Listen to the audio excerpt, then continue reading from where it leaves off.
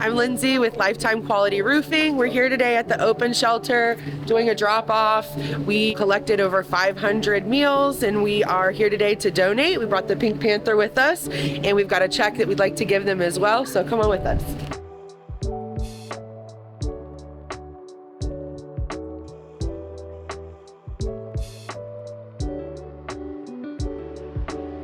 I'm Shelley Mathias, and I'm the director of the Open Shelter.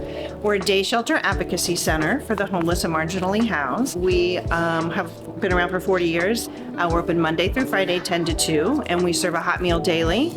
We pass out sack lunches. We do lots of supplies for our individuals sleeping outside, like clothing and camping supplies and food.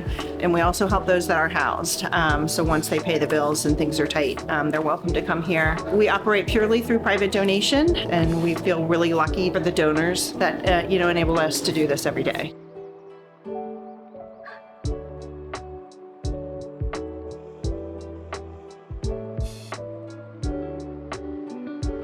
Everything is donation based. We don't pay for anything. Like yesterday, we had a dinner and we gave out gift bags. We seen 200 people. Everything was free.